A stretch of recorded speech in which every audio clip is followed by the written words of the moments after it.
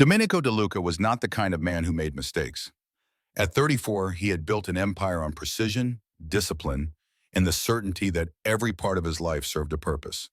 De Luca Holdings, hotels, restaurants, construction projects that reshaped city skylines, was the legitimate face of a legacy that had once thrived in shadows. His grandfather had started with protection rackets in Brooklyn. His father, Gregory, had expanded into import-export and real estate, carefully washing decades of blood money into something that could pass for respectable. Nico had inherited it all under his father's stroke 2 years ago. But he'd made a choice. Keep the clean businesses, walk away from the rest. No more favors owed in backrooms, no more envelopes of flash passed in dim restaurants. Just real estate, hospitality, construction. Legal, legitimate, cold. Emotional attachments were never part of the equation. They were unpredictable, and unpredictable was dangerous. He'd learned that the hard way. So when he woke in the penthouse suite of the Ritz-Carlton and saw a faint smear of blood on the pristine white sheets, a cold realization settled in his chest. Not fear, not guilt, just a sharp awareness that something had broken protocol, and he didn't know how or why. Beside him, a young woman lay curled up, her back to him, her breathing shallow. Not the type of woman who usually shared his bed. No designer perfume lingered in the air, no trace of lipstick on the glasses. Her presence was quiet, almost ghost-like, as if she were trying to disappear into the sheets. Her dress, crumpled and torn at the hem, lay discarded on the floor near his jacket. A silver tray sat nearby, the champagne untouched, the strawberries still glistening with condensation. The entire scene looked wrong, and the blood on the sheets was real. She stirred slightly, wincing as she moved, her fingers clutching the edge of the blanket. When she turned to face him, her eyes were wide with something between fear and shame. Dark lashes wet from tears that had long dried. Her lips parted, but no sound came out. Until he asked, his voice low and steady, "Name." She hesitated, then whispered, "Eva." Her voice was almost fragile, as if even saying her name was too heavy to bear. And in that moment, Nico noticed how small she looked, not just physically, but in the way she held herself, as though life had taught her to stay invisible, to not take up space. "How'd you get here?" he asked, still trying to make sense of the pieces. She told him she worked at the hotel, just room service. Someone told her to deliver food to room 660, but the numbers on the doors had been swapped. She didn't know it was his suite, didn't know she'd walked into something meant for someone else. He studied her face, her trembling hands, her eyes that never quite met his, and something inside him shifted. This wasn't a game. This wasn't a setup. And she wasn't lying. No one would fake what he saw on those sheets. No one would cry themselves to sleep in the bed of a man like him if they had planned it. She started to gather her clothes, avoiding his eyes, saying she would leave, asking only that he not report her, not ruin what little she had left. Every step was a silent plea to disappear. He could have let her go, could have turned away and filed this night under mistakes he'd rather forget. But something stopped him. Not pity, not desire. Something deeper, something unfamiliar. And before she touched the doorknob, he said one word: "Stay." She paused, her fingers freezing midair. When she turned to face him, her expression unreadable, he realized he was about to say something no version of himself had rehearsed. "You're not going anywhere." It wasn't a threat, not even a command. It was a decision made from a place in a man's soul he didn't know existed until someone opened the door without asking. And from that moment on, neither of them would ever be the same. Eva Mae Carter had learned from a young age that silence was a kind of survival. In the trailer park just outside San Antonio where she grew up, noise only brought trouble. Men who shouted too loud and women who cried too much never lasted long. Her mother used to whisper to her before falling asleep, "Mija, keep your head down and your mouth closed, and maybe the world won't chew you up." Ava took that advice and wore it like armor through every foster home, every part-time job, every broken promise that followed her into adulthood. Now at 23, she lived in a cramped one-bedroom apartment in Brooklyn, shared with her teenage brother Mateo, who had diabetes and a smile that could still light up her world. She worked 3 jobs just to keep the electricity on and the insulin stocked. One of them was cleaning rooms at the Ritz-Carlton in Manhattan under a name that wasn't entirely hers, because her real identity came with baggage she couldn't afford to carry. The courts didn't care that she had fought back when a man twice her size cornered her behind the restaurant she once worked at. All they saw was a brown girl with no father and a record that made her look like trouble. Domenico DeLuca had never been to Brooklyn, never stood in a dollar store wondering if you could stretch $10 into dinner and bus fare and a bottle of Tylenol. He was born in the Bronx but raised behind gates in Westchester after his father's businesses became legitimate. The son of Gregory DeLuca, a man whose name carried weight in rooms where laws were suggestions and loyalty was currency. Nico had learned the family business young, not in boardrooms, but in the back offices of restaurants where men spoke in quiet Italian and decisions were made with handshakes that meant more than contracts. He'd legitimized himself through sheer will, turning dirty money into clean investments, buying hotels and construction firms, building something that didn't require blood to maintain. He lived in a penthouse overlooking the East River, not glass and steel, but converted warehouse space with exposed brick, dark wood beams, and leather furniture that smelled of old money and older secrets. He drove a matte black vintage Alfa Romeo, attended charity events where the wine cost more than Eva's yearly rent, and never allowed anyone too close. Not out of fear, but because feelings were unpredictable, and unpredictable was dangerous. Still, he wasn't cruel, just precise. He liked order, systems, boundaries, and what happened that night with Eva had no place in any of them. Even now, days later, he found himself distracted by the memory of her eyes. Not their shape or color, but the way they looked at him. Not with awe or calculation, but confusion. Like she didn't understand why someone like him would speak gently, why he didn't yell or call security or press charges. He had looked her up, of course, or tried to. But the name she gave him didn't pull any official employee records, and that unsettled him. Not because he thought she lied, but because it meant she had something to hide. And Nico didn't like what he couldn't define. Meanwhile, Eva tried to return to normal life, pretending that the most surreal night of her existence hadn't happened, that her body didn't still remember his hands or the way his voice changed when he said her name. She avoided the Ritz floors where the luxury suites were, switched his shifts with a coworker to stay in housekeeping rather than food service. But it didn't help, because every time she closed her eyes, she saw him sitting up in that bed, shirtless, confused, and suddenly kind. She knew she had to stay away, not just because he belonged to a world she couldn't survive in, but because men like him didn't do second chances, and women like her didn't get fairy tales. She didn't need him to pity her, and she definitely didn't need his charity. All she needed was to stay under the radar until she saved enough to move Matteo out of the city, somewhere with trees and sunlight and schools that didn't smell like mold. But fate, or maybe something more dangerous, had other plans. Because 1 week after that night, Nico showed up in the service hallway of the hotel. Not in his usual dark shirt and tailored pants, but in jeans and a gray hoodie. His presence so absurdly out of place that the cleaning staff stopped what they were doing just to stare. Eva dropped her mop when she saw him, her heart lodging itself somewhere near her throat. She didn't speak, but he did. We talk. Now. She thought about running, really thought about it. But instead, she followed him out the back door and into the alley, where their story, for better or worse, was only just beginning.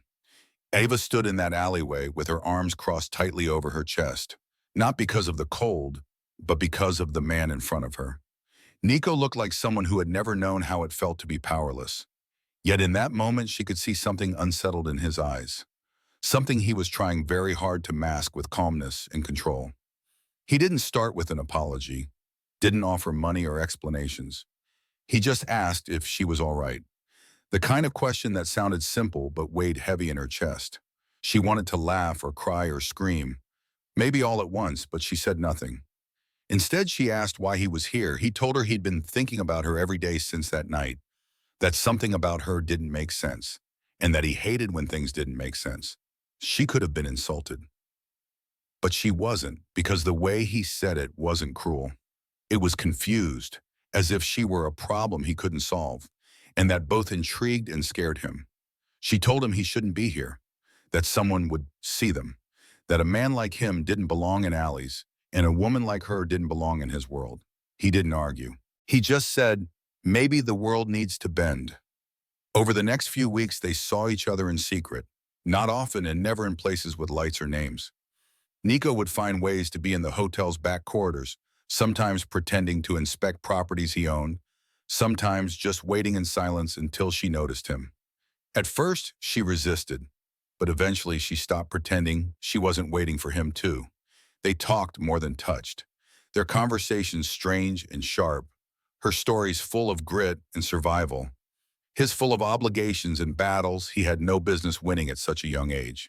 She told him about her mother, about Mateo, about the time she almost got kicked out of school for defending a girl who didn't speak English. He told her about his father's expectations, about the pressure of carrying a name that meant something in rooms where laws bent, and how most nights he sat in his penthouse wondering what part of his life was actually his. One night they met on the hotel rooftop. She brought leftover pastries from the kitchen. He brought a blanket and 2 cups of black espresso. It was cold and stupid and beautiful. She looked up at the New York skyline and said it made her feel small. He said it made him feel alone. And then, without thinking too hard, she leaned into him. And he let her, for once not pushing the moment away. He kissed her, not with hunger, but with hesitation, as if afraid he might break something fragile. And she kissed him back, and with that same fear, as if love was something you had to hold gently, or it might slip through your fingers. Neither of them called it love yet, but it was already forming, quietly, dangerously, under the surface. The next morning he called her, not just to say good night or good morning, but to ask something impossible. He wanted her to pretend to be his girlfriend for one weekend. His family was hosting their annual winter gathering at the DeLuca estate upstate. It was a closed event. Donors, old associates, people who remembered when the family name meant something different.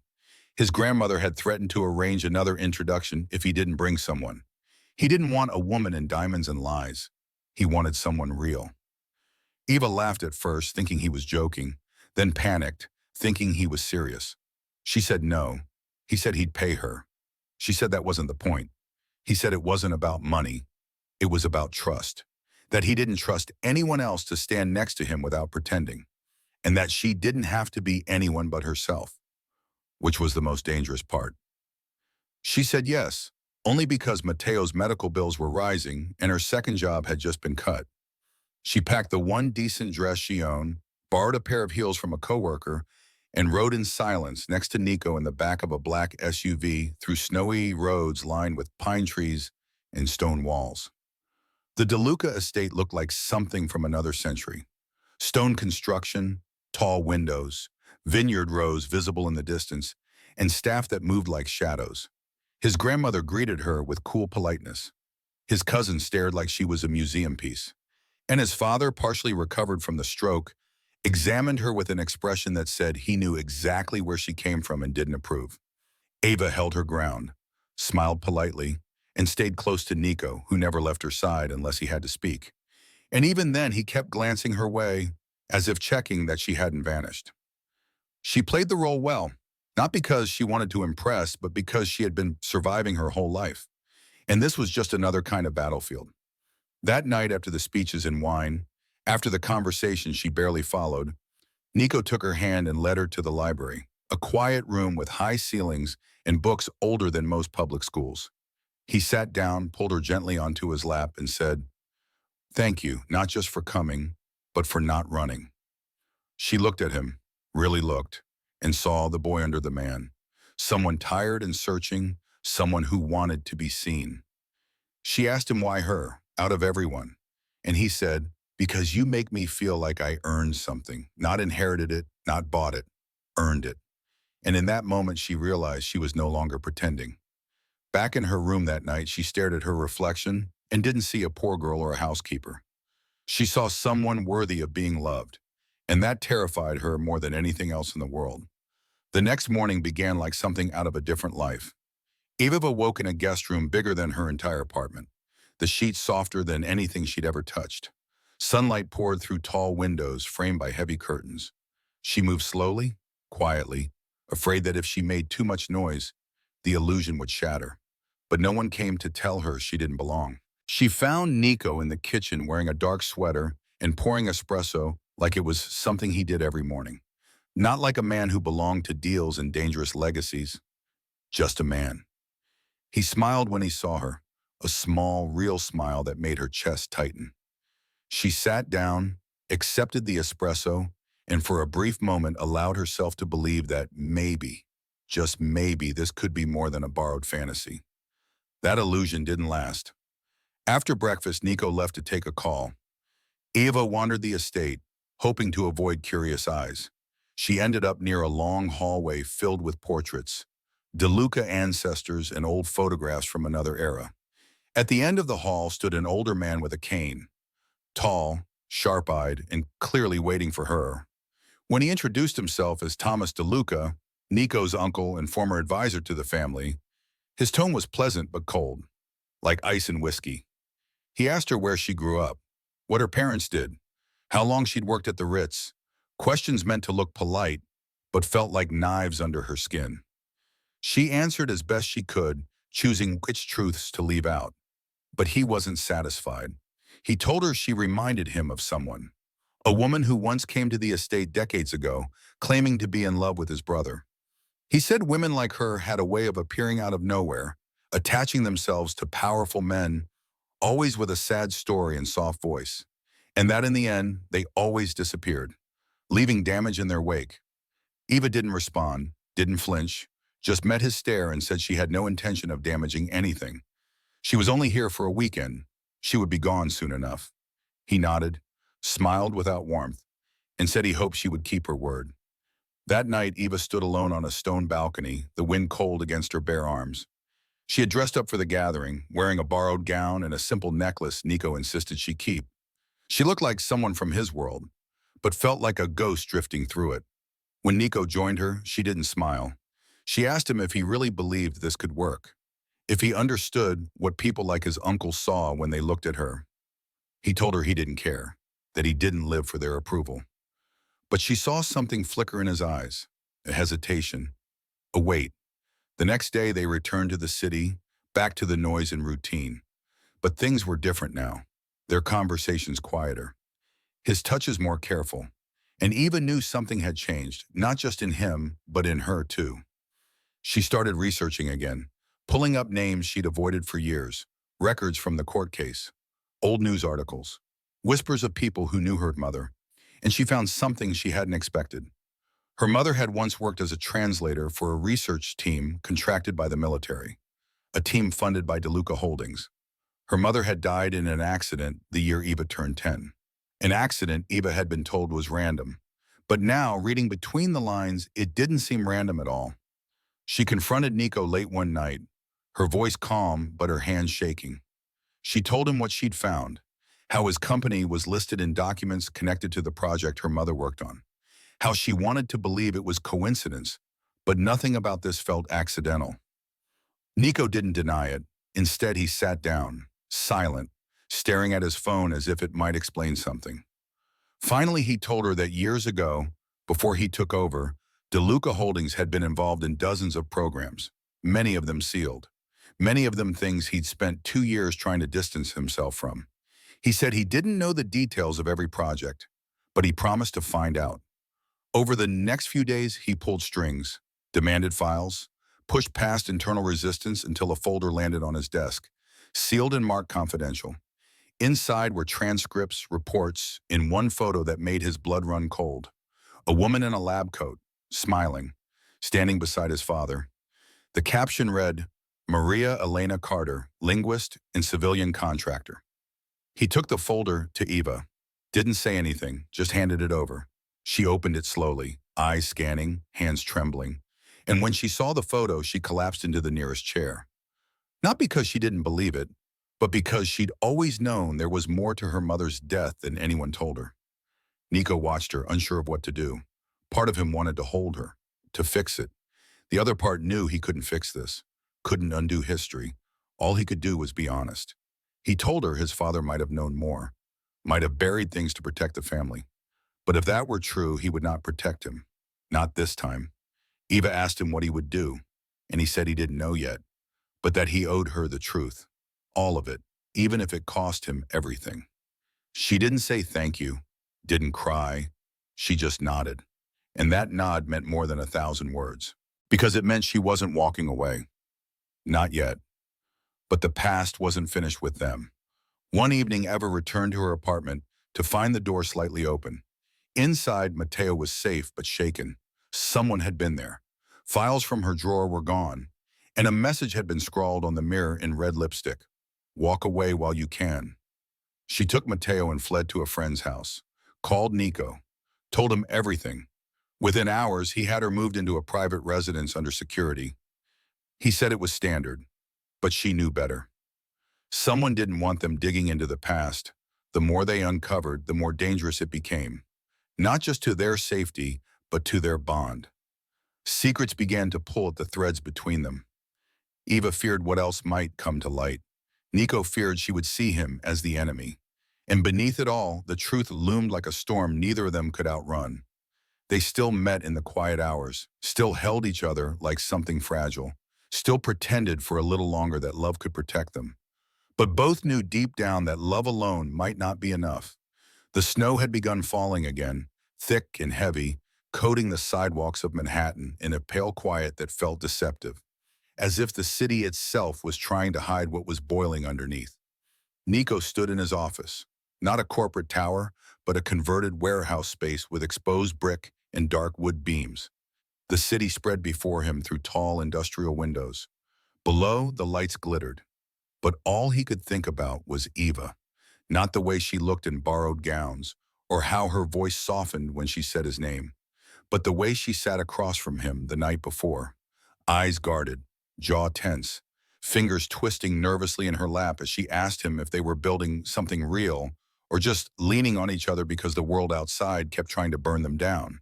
He had told her he didn't know yet, and that was the truth, not because he didn't care, but because caring was the easy part. Staying was harder. Staying meant making choices that left bruises, choices that made enemies out of blood and shattered legacies that had taken lifetimes to build. The internal investigation Nico had demanded was nearly complete. A retired intelligence officer had confirmed that DeLuca Holdings had funded the project Maria Carter worked on. Not only funded, but managed it. The paper trail had been deliberately buried, protected under national security clauses. But it was clear now that the research had included field testing on undocumented immigrants. And her death had not been an accident, but a silenced incident following a disagreement with senior military advisors. Nico confronted his father directly, not in rage, but with a calm finality that scared even the elder DeLuca. Gregory didn't deny the documents. Instead, he called it necessary, a service to the country during a time of need, and said if Nico wanted to throw away the family over a woman who had been paid pennies to translate, then maybe he wasn't strong enough to carry the DeLuca name. Nico said nothing, just looked at the man who raised him, then turned and walked out of the room, deciding then and there that he would never be ruled by the same rot that had built their empire. He returned to Eva late that night. She'd been waiting in the quiet apartment he'd arranged for her, curled up on the couch with a mug of untouched tea. Matteo asleep in the next room. She asked him what he found, and he told her everything, not just the facts, but the ugliness behind them. His voice low, steady, refusing to sugarcoat any of it. When he was done, she stared at him for a long moment before asking, "What happens now?" He said he was releasing the files, that the company would accept responsibility and pay reparations. She told him it would ruin him, and he said he knew. She told him it might not be enough, and he said it still had to be done, because her mother deserved justice, because she deserved better, because sometimes the only way to fix something was to break it first. The next day, an anonymous leak appeared online, followed by a statement from DeLuca Holdings confirming the authenticity of the files and announcing internal reform. The news exploded across media outlets. Investors panicked. Properties were questioned. Associates distanced themselves. But Nico stood firm. He gave interviews, answered questions, and never once deflected blame. When asked why he did it, he simply said, because it was right. Meanwhile, Eva was no longer hiding. She had applied to a university program for legal advocacy, hoping to turn her pain into something that could help others.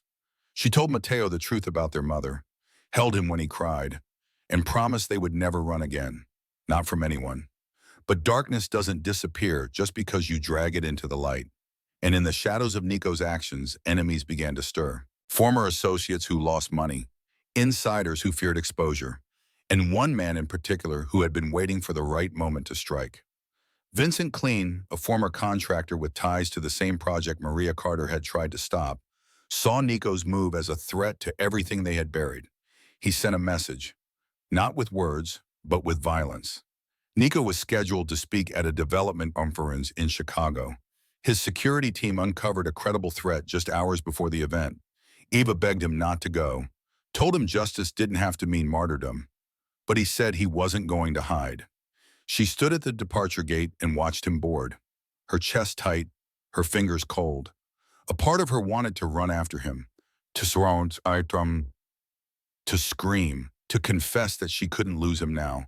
Not when she'd finally let herself believe in something. But she stayed silent, afraid that if she said too much, it would make everything real. The device was small, built to look like an accident, placed in the service area of the hotel hosting the conference. But the plan failed. A whistleblower inside the security team, someone who had seen the documents and decided enough was enough, reported it before it could be activated. The device was disabled. The man responsible arrested before the keynote began. Nico delivered his speech on stage, unshaken, firm, announcing a new initiative for transparency in private contracting. When the news broke, Ava was sitting in her apartment, clutching Mateo's hand and sobbing quietly. Not just from fear, but from relief, because for the first time in years, something good had survived. That night, Nico came home, bruised from a minor altercation with security, but alive. And when he stepped through the door, Eva ran into him without hesitation. No more questions, no more fears. Just the warmth of two people who had almost lost each other too many times. In the weeks that followed, the world slowly shifted. The media frenzy faded, but the effects lingered. DeLuca Holdings lost several contracts, but gained public trust. And Nico, no longer the untouchable figure from a feared legacy, became a man people respected for his integrity rather than his name. Ava enrolled in classes, worked part-time at a community legal aid center, and for the first time, started writing about her story, not as a victim, but as a survivor. Their nights were quieter now, filled with soft conversations and shared books, laughter that came more easily, and the comfort of knowing neither of them were pretending anymore. But beneath all that peace, something new had begun to grow. A secret Eva had carried for weeks, unsure of when to say it, how to say it, until one morning over espresso and sunlight, she looked at him and said softly, "I think I'm pregnant." He didn't speak at first, just looked at her, his expression unreadable. Then slowly he reached across the table, took her hand and said, "We do this together, whatever it takes, together." And in that quiet promise, something larger than pain, larger than legacy, began to form. The days that followed Eva's quiet confession passed with a surreal stillness, the kind that came just before a storm. She had expected shock, perhaps even hesitation. But Nico had responded with something far more dangerous. Calm. The kind of calm that masked chaos beneath the surface. He held her hand, kissed her forehead, and told her they would figure everything out. But his eyes betrayed a flicker of uncertainty. Not fear of fatherhood, but fear of failing at it. He had spent his life avoiding chaos, managing risk, and now he stood on the edge of something no plan could calculate. Aviva could sense his worry, even when he tried to hide it, and it unnerved her more than she wanted to admit. Meanwhile, she felt the changes in her body long before tests confirmed it. The nausea came in waves, her fatigue deepened, and sometimes she found herself crying over nothing at all. She hated how vulnerable it made her feel, how much her independence now had to bend to biology. But she also couldn't help the small flicker of warmth that came every time she imagined a life growing inside her. Mateo was the first person they told. Together, on a Saturday afternoon after he had finished his homework, Nico knelt beside him, speaking carefully, telling him he was going to be an uncle. For a moment, there was only silence. Then Mateo grinned. Not because he fully understood what it meant, but because the idea of family had always been a fragile, flickering dream in his life. And now it felt real. But the peace was temporary. A week later, Nico received an anonymous tip about a hidden asset transfer connected to the DeLuca estate, one that linked directly to a shell company owned by Vincent Clean. It became clear that Vincent had deeper ties to the DeLuca family than anyone realized. Not just business, but blood. He was the illegitimate son of Nico's grandfather, a secret buried for decades. Vincent had been cut out of the inheritance, raised in silence, and he'd spent his life trying to dismantle the empire he believed had stolen what was his. The revelation hit Nico hard, not just because of the betrayal, but because it meant his family's corruption was deeper than he'd imagined. And suddenly, the war he was fighting was no longer just about justice for Eva's mother. It was about cleansing a bloodline that had rotted from the inside out. He didn't tell Eva everything at once, not because he wanted to lie, but because he didn't know how to make her understand that the man who tried to kill him was, by blood, his uncle. She sensed the weight on his shoulders, the late nights, the sudden absences, and when she finally asked him what he was hiding, he told her the truth. Every word. She didn't cry, didn't flinch, just sat quietly, listening, then stood and walked away, locking herself in the bedroom, not out of anger, but because her heart couldn't hold it all at once. That night, she didn't sleep.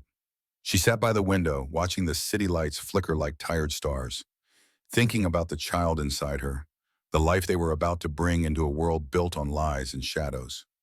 She had fought so hard to escape her past, and now she was tied to a legacy even more twisted. In the morning, Nico found her still there, her eyes red, her skin pale, and he sat beside her, not speaking, just waiting. After a long silence, she told him she couldn't raise their child surrounded by ghosts. She needed clean air, real earth, not towers and whispers. He nodded, knowing what she meant even before she said it. She wanted to leave the city. Within days, he made arrangements. A quiet property upstate, far from headlines and history, with trees older than their ancestors and a porch that caught the morning sun. Eva didn't ask how he found it so fast or how much it cost. She just packed their things and left without looking back. For a time, they found something close to peace. She spent her mornings walking barefoot in the grass, her afternoons reading to Mateo on the porch, and her evenings cooking meals that didn't come from takeout boxes. Nico worked remotely, scaled back his hours, focused on smaller ventures with clean roots, and for the first time they began to dream out loud about names, colors for the nursery, and what it would mean to raise a child free of shame. But the past, as always, had other plans. One morning while Eva was at a prenatal checkup in the nearby clinic, Nico received a package with no return address. Inside was a single photograph. Grainy but unmistakable. A young Eva, barely 15, standing beside a teenage boy with his hand around her wrist. The boy was Vincent's son, and the photo had been taken the week Eva reported her assault. Scrawled on the back were the words, "Your perfect girl has secrets too." Nico's first instinct was disbelief, then anger. Not at her, but at the man who sent it, who had clearly been digging into her past, using trauma as a weapon. He didn't confront her immediately. He waited until she returned, watched her laugh with Mateo as they unpacked groceries, and realized he couldn't carry the photo in his pocket any longer. That night he showed her. At first she didn't speak, just stared, frozen. Then she touched the photo with trembling fingers, her breath catching in her throat. And slowly she told him everything. How that boy had been the first to hurt her, how she'd tried to fight back, but no one believed her. How the system failed her, and how she'd buried it all so deep, hoping it would never follow her into the life she was trying to build. She thought he would walk away, but he didn't. Instead, he took her hands and said the words he'd never said to anyone. "I love you, not for surviving, for fighting, and I'm not going anywhere." For the first time, Eva broke, not with fear or shame, but with the overwhelming weight of being believed, being seen. And she cried in his arms until the past no longer had the strength to stand between them.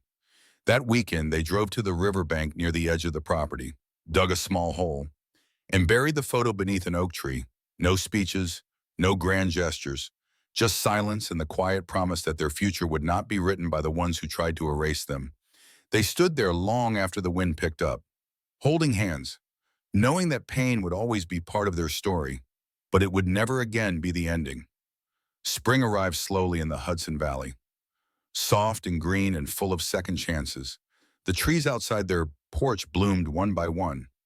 Birds returned with quiet songs, and the world for once seemed to exhale. Eva moved more carefully now, her belly round and full of life. Every morning she stood by the kitchen window, hands resting just below her ribs, watching the wind play with the wildflowers. Some days she still carried the weight of the past in her chest. But it no longer felt sharp, just distant, like a storm that had already passed. She had stopped asking if she deserved this kind of happiness, because she realized the answer didn't matter. What mattered was that she had chosen it. Nico spent his mornings fixing small things around the house, things that didn't need fixing, but gave his hands purpose. In the afternoons, he worked on a nonprofit fund dedicated to supporting victims of wrongful prosecution in underrepresented legal cases. It was Eva's idea, but he insisted she be co-founder. She tried to argue, but he reminded her that her story was not just pain, it was power. And if they were going to raise a child in a world full of broken systems, they would at least teach that child what it meant to try and change something. Mateo adjusted faster than anyone expected. He made friends at the local school, brought home drawings of the family with uneven smiles and bright suns, and called the baby Bean until the nickname stuck. Eva taught him how to bake from scratch. Nico taught him chess, and together they taught him that family was not built from blood or law, but from choice.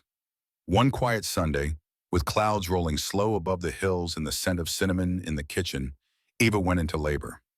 There was no panic, just a steady rhythm of breath and movement. Nico stayed by her side, his voice the anchor she needed. Hours passed like minutes, and when the child arrived, their daughter, she was placed in Eva's arms, red and soft and wailing like the world had dared to keep her waiting. Eva cried quietly, not from pain, but from something deeper, a love so big it made her chest ache. Nico stood over them, one hand on Eva's shoulder, the other gently cradling the tiny foot of the life they'd created. And in that moment, nothing else mattered. Not legacy, not bloodlines, not headlines, just them. They named her Elena, after the woman who had given Eva everything and lost everything in return. And when Eva whispered the name against her daughter's forehead, she felt a peace she had never known. Nico leaned down and said, "Welcome home, little light." And Eva knew in her bones that the world would never be the same again. Months passed, then years, the house filled with memories, birthdays with lopsided cakes, mornings of laughter and espresso and soft music, long walks under the changing leaves. And every once in a while, when the stars were out and the children asleep, Nico and Eva would sit on the back porch, shoulders touching, hands intertwined, and talk about how far they'd come.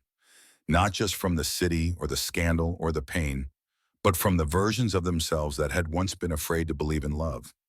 One night, as fireflies danced in the distance and the air smelled of wet earth, Eva said softly, "Do you think we were meant to find each other?" And Nico replied without hesitation, "I don't think the universe gives you what you want. I think it gives you what you're strong enough to fight for. And you, Eva, were worth every battle." She smiled, leaned into him, and whispered, "Then let's never stop fighting for it." And in the stillness that followed, with the moon high and the world quiet, two people who had once been broken sat side by side, whole at last, not because they were perfect, but because they had chosen love again and again, even when it hurt, even when it scared them. And that was more than enough.